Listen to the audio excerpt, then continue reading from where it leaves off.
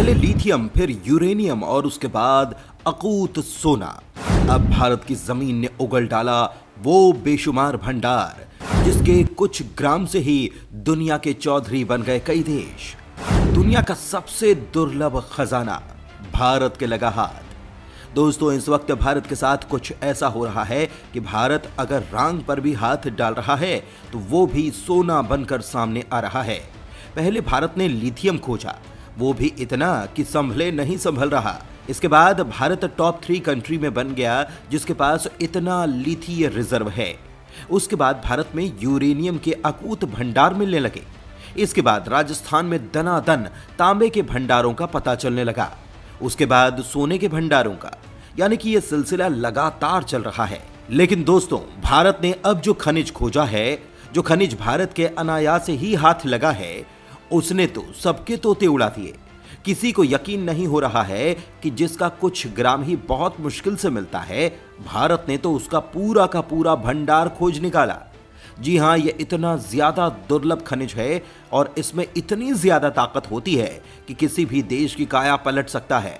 हम आपको पूरी खबर बताएंगे, इसकी खूबियों को भी बताएंगे, साथ ही ये भी बताएंगे कि क्या ये काम आता है और भारत को इसका कैसे जबरदस्त फायदा मिलने वाला है।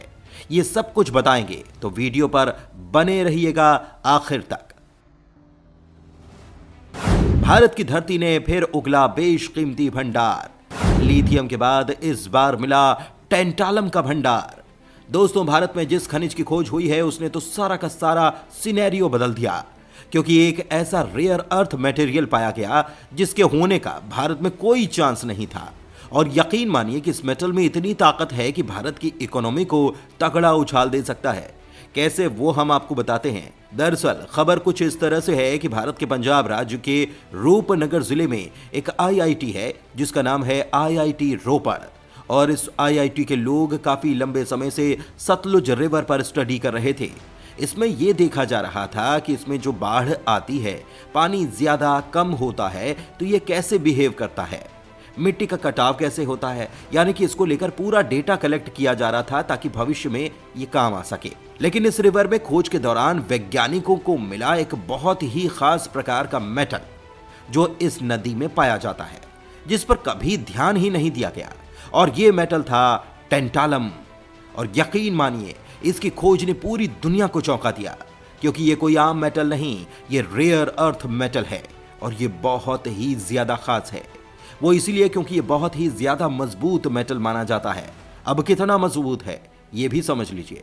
उदाहरण के लिए, अगर टेम्परेचर माइनस में 150 डिग्री सेल्सियस भी पहुंच जाए, कितनी ही भयानक से भयानक ठंड क्यों न हो जाए, ये उसे भी आसानी से सह जाता है। वहीं बात करें गर्म वातावरण की, तो वहां पर भी ये बहुत ही ज्यादा हाई मेल्टिंग पॉइंट के साथ आता है।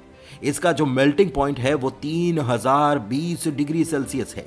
जी हां, 3020 डिग्री का सेल्सियस हो तभी ये पिघल जाता है, वरना इसे पिघलाना लगभग असंभव है और इसीलिए ये बहुत ज्यादा सख्त है। दूसरा इसका पॉइंट ये है कि जो बाहर के मेटल होते हैं वो बहुत सख्त होते हैं, लेकिन जंग के सामने वो घुटने टेक जाते हैं, इसमें जंग लग जाती है। लेकिन टेंटुलम में ऐसा केस नहीं है। टेंटुलम जहां बहुत ज्यादा मजबूत है, वहीं इसकी खासियत यह है कि हवा में खासकर नमी के प्रभाव में आने पर इसके ऊपर ऑटोमेटिकली एक लेयर आ जाती है खुद ब खुद, और वो लेयर उसे प्रोटेक्ट करती है हर प्रकार की जंग से। इसीलिए मजबूती और मेल्टिंग पॉइंट के मामले में इसे टाइटेनियम से भी ज्यादा स्ट्रांग माना जाता है। इसके अलावा ये सबसे ज्यादा मजबूत और सबसे हाई मेल्टिंग पॉइंट वाला मेटल है, इसीलिए इसका इस्तेमाल बहुत ही ज्यादा क्रूशियल चीजों में किया जाता है। टेंटलम का यूज कहां पर करने वाला है भारत? दरअसल इसका इस्तेमाल किया जाता है कैप्स्टर बनाने में। कैप्स्टर इलेक्ट्रॉनिक उपकरणों में इस्तेमाल किया जाता है और इसका काम होता है एनर्जी रिस्टोर करके रखना।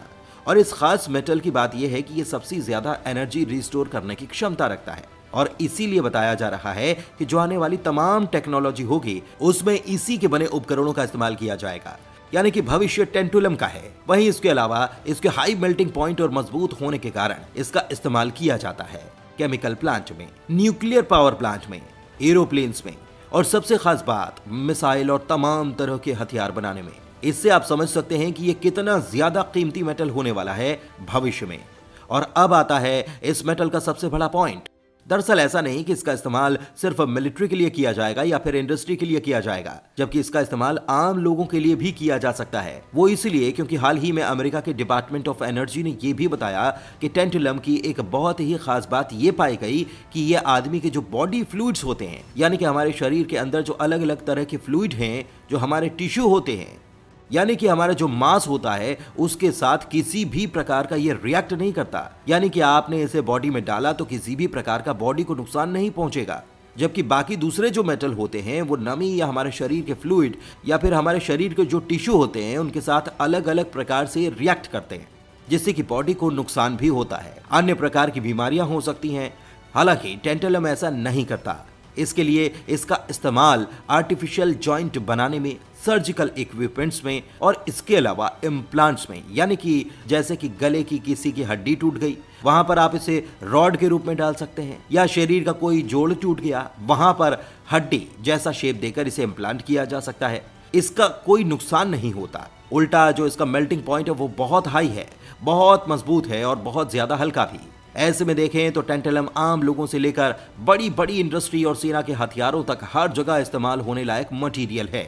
लेकिन दिक्कत इसकी यह है कि ये बहुत कम देशों में पाया जाता है, इस वजह से इसका बहुत बड़े लेवल पर अभी तक इस्तेमाल नहीं किया जाता। लेकिन अमेरिकी सरकार कहती है कि आने वाले समय में हम इसकी खोज को बढ़ाएंगे और अगर ये बड़ी मात्रा में कहीं पर पाया जाता है तो हम इसे देखते हैं एज अ प्लेटिनियम सब्स्टिट्यूट। आप जानते ही होंगे कि प्लेटिनियम एक बहुत ही ज्यादा स्पेशल धातु है, लेकिन दिक्कत यह है कि हद से ज्यादा महंगी है। ऐसे में जो टेंटलम है वो इसे आसानी से रिप्लेस कर सकता है और इसीलिए दुनिया भारत की तरफ नजर लगाए बैठी है। भारत में टेंटलम मिला है, लेकिन अब देखने वाली बात यह है कि ये कितनी मात्रा में भारत में मौजूद है। और यकीन मानिए सतलुज बहुत बड़ी रिवर है, इसलिए पूरी उम्मीद जताई जा रही है कि बड़ी मात्रा में ये पाया जा सकता है भारत में। और यकीन मानिए अगर ऐसा होता है तो भारत की काया पलट 100% हो जाएगी।